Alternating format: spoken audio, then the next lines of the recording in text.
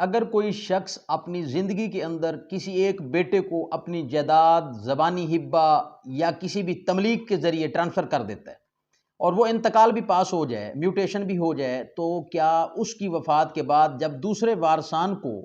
خاص طور اگر ہم یہاں پہ دیکھیں کہ بیٹیاں جو اکثر محروم ہوتی ہیں یا کوئی بھی دوسرا وارث کوئی اور بیٹا بھی ہو سکتا ہے،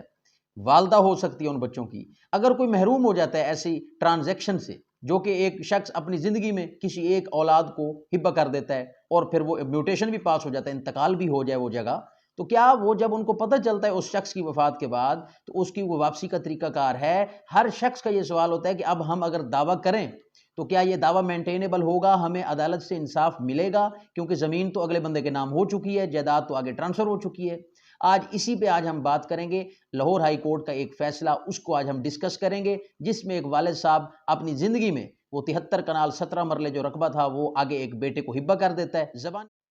زمین ٹرانسفر ہو جاتی ہے، اور پھر سول کورٹ سے ہائی کورٹ تک دیکھتے ہیں کہ وہ کس طرح کیس چلتا ہے۔ وہ کیا اس مرنے والے شخص نے جس بیٹے کے نام ہبہ کیا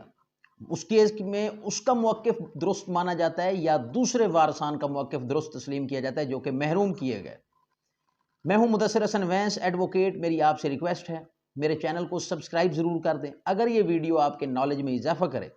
اسے لائک کر دیجئے گا، اسے شیئر ضرور کر دیجئے گا، بیل آئیکن کے بٹن کو پریس کر۔ اب اگر ہم اس کیس کے پس منظر کی بات کریں، کیس کے فیکٹس کو اگر دیکھیں تو واقعہ کچھ یوں تھا کہ ایک شخص جو کہ والد اپنی زندگی کے اندر، والد کے نام 73 کنال 17 مرلہ جائیداد تھی جو کہ اس نے اپنی زندگی میں ایک بیٹے کو اورل گفٹ کر دی، مطلب کہ زبانی طور پر اس کو ہبہ کر دیا۔ اب اس کا آگے میوٹیشن بھی ہو جاتا ہے، انتقال اس کا پاس ہو گیا، زمین بیٹے کے نام ٹرانسفر ہو گئی۔ اب وہ جو شخص ہے وہ 8 ماہ بعد انتقال کر جاتا ہے۔ بیٹیاں تھیں جو باقی وارثان، اب وہ ظاہری بات ہے انہوں نے جب انتقال ہوا والد کا تو انہوں نے کہا کہ جی جائیداد کی تقسیم کی جائے، وراثت جو ہے اس کا جو ہے جیسے بمطابق شریعت جو حصہ بنتا ہے جس کا، تو وہاں پر بھائی نے کہا بھئی یہ تو کسی کا حصہ نہیں بنتا، کیونکہ یہ جو والد صاحب نے اپنی زندگی کے اندر 8 ماہ پہلے یہ مجھے زبانی ہبہ کرتے ہوئے جائیداد منتقل کر دی ہے، روبرو گواہان، یا میں اس کا مالک ہوں، وہ تو مجھے گفٹ ہو گئی ہے، جن کو بیٹیوں نے عدالت میں چیلنج کر دیا۔ اب یہ ہبہ جو ہے یہ عدالت میں چیلنج ہو جاتا ہے، بیٹیاں اس بات پر اعتماد نہیں کرتی، وہ سول کورٹ کا ڈور نوک کرتی ہیں،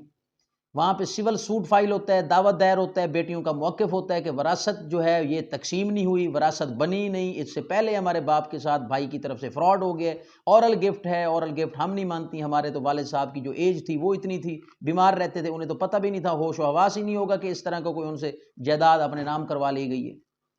یہ دعویٰ جو ہے یہ کیا اور یہ موقف اختیار کیا گیا اور یہ انتقال اور یہ ہبہ چیلنج کر دیا گیا۔ سول کورٹ میں جب نوٹس ہوئے بھائی کو تو بھائی نے ظاہری بات ہے اپنا موقف پیش کیا، جواب دعویٰ پیش کیا، تو وہاں پہ بھائی جو تھا مدعا ہے وہ آنریبل ٹرائل کورٹ کو سیٹسفائیڈ نہیں کر سکا، مطمئن نہیں کر سکا، اور وہ جو اس نے گواہ پیش کیے وہ گواہ اس ہبے کو ثابت ہی نہ کر سکے، اور وہاں پہ یہ بھائی کے خلاف کیس ہو جاتا ہے اور بہنوں کے حق میں ہو جاتا ہے۔ اب جب یہ کیس بہنوں کے حق میں ہوتا ہے تو معزز عدالت حکم کرتی ہے، آرڈر کرتی ہے کہ یہ جو ہبہ ہے یہ منسوخ کر دیا جائے، کیونکہ مشکوک پایا گیا تو ہبہ منسوخ ہو گیا، اور جو یہ پراپرٹی ہے بمطابق شریعت جو شرعی حصہ جس وارث کا بنتا ہے ان کو تقسیم کر دیا جائے۔ ٹرائل کورٹ کا فیصلہ جو کہ بھائی کے خلاف ہوتا ہے، بھائی اس فیصلے کو ڈسٹرکٹ کورٹ میں چیلنج کرتا ہے اور وہاں پر بھی بھائی کو ناکامی کا سامنا ہوتا ہے، بھائی وہاں پر بھی سیٹسفائیڈ نہیں کر سکتا آنریبل کورٹ کو، جس کی وجہ سے ٹرائل کورٹ کا فیصلہ برقرار رکھا جاتا ہے اور یہی حکم دیا جاتا ہے کہ بمطابق شریعت جو وارثان ہیں ان کا حصہ ان میں تقسیم کیا جائے۔ اب یہ دو فیصلے بھائی کے خلاف ہوتے ہیں، ڈسٹرکٹ کورٹ کا بھی اور ٹرائل کورٹ کا بھی۔ اب ان دو فیصلوں کو چیلنج کیا جاتا ہے، اب اس کے خلاف ہائی کورٹ میں کیس فائل کیا جاتا ہے، اور ہائی کورٹ میں جب کیس کی سماعت ہوتی ہے تو وہاں پر یہ باتیں واضح ہوتی ہیں کہ سب سے پہلے تو جو زبانی ہبہ ہے اس کو ثابت کرنے کے لیے کچھ شرائط ہیں، جیسا کہ ہبے کی تاریخ، کہ وہ جو گفٹ تھا اورل گفٹ اس کی تاریخ کیا تھی، اس کا وقت کیا تھا، اس کی جگہ کیا تھی۔ اب یہ تینوں چیزیں جو تھیں یہ وہ گواہ ثابت نہ کر سکے اس وقت، تو یہ باتیں جب آنریبل کورٹ کے سامنے آئیں تو بات پتہ چلی کہ اس وجہ سے بھی یہ مشکوک پایا گیا کہ یہ ہبہ جو ہے یہ فراڈ پر مبنی ہے۔ سب سے بڑی اس میں یہ بات پائی گئی کہ جو خود مدعی تھا جس کے حق میں ہبہ کیا گیا تھا وہ بطور گواہ خود پیش ہی نہیں ہوا، تو یہ سب سے بڑا ایک نیگیٹو پوائنٹ تھا کہ جس وجہ سے پھر یہ بات مشکوک ہو جاتی ہے کہ جس کے حق میں ہبہ کیا گیا ہے وہ خود اپنے منہ سے بھی ثابت نہیں کر سکا۔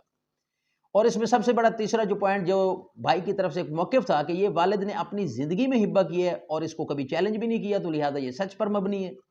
تو یہاں پر یہ بات واضح ہوئی کیونکہ باپ جو ہے وہ زیادہ عرصہ زندہ نہیں رہا، وہ اس زبانی ہبہ کے تقریباً 8 ماہ بعد والد صاحب کا انتقال ہو جاتا ہے، اور بیٹیوں نے یہ ثابت کیا کہ والد صاحب اس پوزیشن میں نہیں تھے کہ وہ جو ہے اپنے ہوش و حواس میں اس طرح کا کوئی فیصلہ کریں۔ تو لہٰذا بیٹیوں کا جو موقف ہے وہ درست پایا گیا، اور بھائی کی طرف سے یہ جو زبانی ہبہ تھا 73 کنال 17 مرلے کا کہ والد صاحب نے مجھے زبانی طور پر ہبہ کرتے ہوئے زمین ٹرانسفر کر دی، یہ مسترد کر دیا گیا۔ اس کو حقیقت نہیں سمجھا گیا بلکہ یہ فراڈ پایا گیا، اور ایسے یہ ہبہ بھی منسوخ ہوا۔ اور اس طرح آنریبل ہائی کورٹ سے یہ کیس وہاں پر بھی بہنوں کے حق میں یہ جو فیصلہ تھا ٹرائل کورٹ کا وہ برقرار رہا، اور یہ آرڈر ہو گیا کہ بمطابق شریعت جو شرعی حصہ جس وارث کا بنتا ہے اس میں تقسیم کیا جائے، ہبہ منسوخ۔ اور اس طرح یہ بات واضح ہو گئی کہ ایسے جتنے بھی گفٹ ڈیڈ ہوتے ہیں، ہبہ بنا لو، تملیک، جو ثابت نہ ہو سکیں اور ان کو کوئی دوسرا وارث آ کے کل کو چیلنج کر دیتا ہے تو یہ منسوخ ہو جاتے ہیں۔ انتقال آگے 2 جگہ پہ آگے ہو چکے ہوں، زمین ٹرانسفر ہو چکی ہو، تو وہ بھی کالعدم سمجھی جائے گی اور وہ انتقال بھی منسوخ ہو جاتے ہیں، اور جو شرعی حصہ جس حصہ دار کا بنتا ہے وہ اس میں تقسیم کروایا جاتا ہے۔ تو اگر ایسا کیس کسی کا چل رہا ہے، کوئی زیر سماعت ہے یا کسی کے ساتھ ایسی کوئی ناانصافی ہے، تو یہ کیس لا جو ہے یہ ڈسکرپشن میں موجود ہے، وہاں سے آپ کیس لا لے سکتے ہیں، اور اس کیس لا کو آپ بطور ریفرنس کسی بھی عدالت میں دے سکتے ہیں۔ میں امید کرتا ہوں یہ ویڈیو آپ کے نالج میں اضافہ کرے گی۔ اگر اس ویڈیو سے آپ کے نالج میں اضافہ ہو اسے لائک اور شیئر ضرور کر دیجیے گا۔ کوئی کویسچن، کوئی کامنٹ آپ کا کامنٹ باکس میں ضرور کیجیے گا، جواب دینے کی کوشش کروں گا۔ ایک نئی ویڈیو نئے لیگل ٹاپک کے ساتھ آپ کی خدمت میں حاضر ہوں گا۔ اجازت دیجیے، تھینک یو، اللہ حافظ۔